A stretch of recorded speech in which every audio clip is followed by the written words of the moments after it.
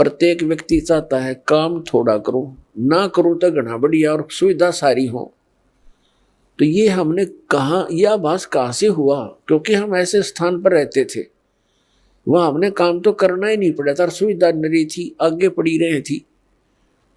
फिर दूसरा कोई बूढ़ा होना नहीं चाहता, वृद्ध अवस्था को कति पसंद नहीं करते, यानी 80 साल तक भी बाल काले करते रहे हैं और दांत कृत्रिम चढ़वाए ले हैं, और कुछ थोड़ी बहुत सेहत बूढ़ा सा ना दिखो हैं। और फिर मृत्यु कोई नहीं चाहता, और दोनों कंपलसरी।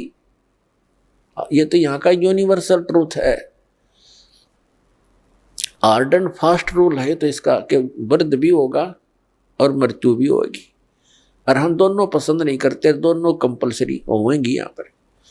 इसी प्रकार कोई काम करना नहीं चाहता, हम उच्च शिक्षा किस लिए प्राप्त करते हैं कि हम कुर्सी पर बैठे दफ्तर के नीचे नौकर हों, घंटी बजाएं, पानी पिलाओ, चाय लाओ, हैं, काम कुछ नहीं करना पड़े, तनख्वाह मिला गणी ठाठ से रहे।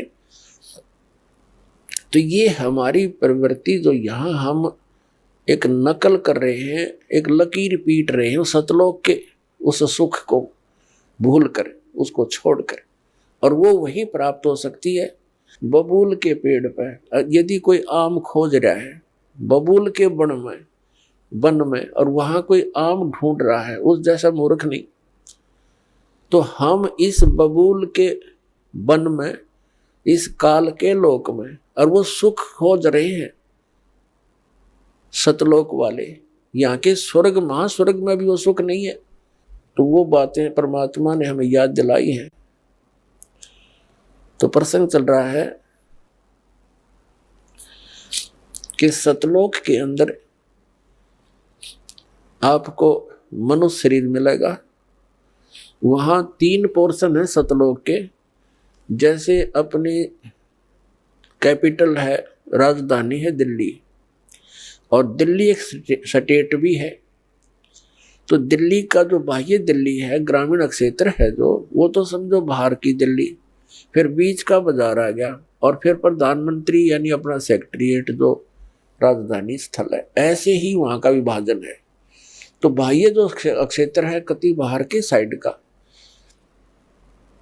सतलोक का, उसमें बाग बगीचे, फल, झरने, नदियां बह रही है। उसके नेक्स्ट जो सेकंड पोर्शन है, उसके अंदर पूरे आपके बहुत सुंदर सुंदर महल बने हुए जो खाली पड़े हैं, जहां से आप आए हो छोड़कर। एक एक परिवार का पूरा द्वीप है। जैसे आप किसी भी अधिकारी, कर्मचारी या पैसे वाले सेठ के मकान को देखोगे, वो क्या बनाता है, बड़ी कोठी हो, एक अच्छा आगे आंगन हो, लान जिसे बोलते हैं, और उसके अंदर फल फ्रूटों के पौधे पादे लगे हों, बगीची बनी हो, झरना लगा रखा हो, तालाब हो। इस तरह की हम सुविधा खोजते हैं। और हम पिकनिक मनाने जाते हैं, पहाड़ देखने आ जाते हैं, बड़े बड़े सुंदर स्थान, झरने देखने जाते हैं। ये हमारा स्वभाव वहां से बना हुआ है। और यहाँ तो हम जाते हैं, वहां जेब कटवा कर आ जाते हैं, 10,000 रुपये ले गए कुल्लू और मनाली मई जून जुलाई में, और अपने पैसे खर्चो, वह कुछ दिनों के लिए इधर उधर सैर सपट्टे करो और पैसे बर्बाद करके वापस आ जाओ। यहाँ का तो ये सुख है। और सतलोक में जाने के बाद वो कभी अभाव नहीं, कोई खर्च नहीं, और किसी किस्म का कोई वहाँ दुख नहीं। तो अब हम कोई मरना नहीं चाहते, और ये परिवार बना रहो, हम मरा नाम न कति जरूरत नहीं, चाहे दुखी और भी हो जावा, हम यहाँ से नहीं जा सकते, जरूरत ही नहीं हमने जाने की फिर। लेकिन यह मृत्यु खतरनाक हमारे लिए, और वृद्ध अवस्था, और ये सारा वहां होगा, और वहां फिर दुख नहीं, कोई काम नहीं, अपना बहुत ही सुविधा है आपको। वहां भी आपको परमात्मा की याद बनी रहती है। परमात्मा की जो सिमरन वहां भी आपने करना होता है, उस सिमरन का इतना आनंद आता है। कई व्यक्ति सोचते हैं फिर वहां करें क्या, वहां परमात्मा की याद, वहाँ बहुत सब सुविधाएं हैं जो या वर्णन नहीं कर सकते। वहाँ आपको पता भी नहीं चलता कितना समय बीत जाता है, और आप सदा सुखी रहते हो। कोई राग द्वेष नहीं, कोई ऐसी चीज का अभाव नहीं जिससे राग द्वेष बने, कोई ऊंचा बड़ा नहीं, छोटा बड़ा नहीं, वहां पर सबको एक जैसी सुविधा। तो ये सतलोक के अंदर सभी सुविधाएं हैं और वहां पूर्ण मोक्ष है वो प्राणी, कोई प्रतिबंध नहीं। क्योंकि जितने भी यहाँ कानून बनाए जाते हैं निकम्मे आदमियों के लिए बनते हैं। जो नागरिक अच्छे होते हैं वो तो वैसे अपना सद्भावना से रहते हैं, वो कोई अपराध करते नहीं। तो वहाँ सभी नागरिक सही हैं, उनका कोई द्वेष नहीं, राग नहीं, क्योंकि यहाँ से वही प्राणी जाएगा जिसका नेचर सुधर जाएगा और भक्ति धन हो जाएगा। तो यहाँ आपका व्यवहार और स्वभाव सुधारने के लिए प्रैक्टिकल कराया जाता है। तो आप यहाँ आते हो सत्संग में, आप यहाँ आकर के एक तो ज्ञान सुनते हो, ज्ञान सुनो, फिर ज्ञान के ऊपर उसके अमल करो कि जो वचन कहे जाते हैं ये किसी डूम बाट के गीत नहीं, ये परमात्मा का दिया हुआ मार्ग है, परमात्मा के दिए हुए वचन है, ज्ञान है। और आप यहाँ आए किस उद्देश्य से हो इतनी दूर? आप ज्ञान सुन के उस पर प्रैक्टिकल करें,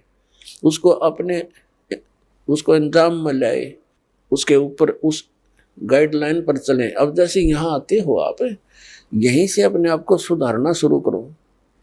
जैसे सभ्य लोग होते हैं, बस में बैठे हैं और कोई देखा, कोई वृद्ध है, उसको कहते हैं अपने साथ एडजस्ट कर लेते हैं, आओ आप बैठ जाओ। और कुछ ऐसे नेक होते हैं अपनी सीट छोड़ देते हैं, आओ जी आप बैठ जाओ। तो पुछले पुण्य कर्मी प्राणी है वो, ऐसे स्वभाव जिनका बना हुआ है। अरे किन्हों का क्यों खड़ा रहे, तो वो कैसा व्यक्ति है? तो ऐसे ही आपने ये एडजस्टमेंट, ये प्रैक्टिकल यहाँ करना है। किस चीज की कोई अभाव हो भी जाए तो उसमें ज्यादा व्याकुल नहीं हो, अपने आप को एडजस्ट करना सीखे, एक दूसरे को अपने साथ सेट करके अपना टाइम ऐसा बढ़िया बितावा। 3-4 दिन यहाँ रहो इतने। तो इसी प्रकार हम यहाँ उन्हीं को वहां जाएगा जिसका स्वभाव भी बदलेगा और आपका अंदर अभिमान कम हो जाएगा। अभिमानी प्राणी वहां नहीं जा सकता। तो यहाँ से आपको बिल्कुल सुधार के और भक्ति से परिपूर्ण करके तो वहां भेजा जाएगा। तो वो व्यक्ति फिर वहां जाकर एक सभ्य समाज बन जाएगा। वहां विकार होते ही नहीं, क्योंकि वो शरीर ऐसा नहीं है, वहां विकार नहीं। तो कहने का भाव ये है कि वहां जाकर के हमने वो सब सुख प्राप्त होंगे।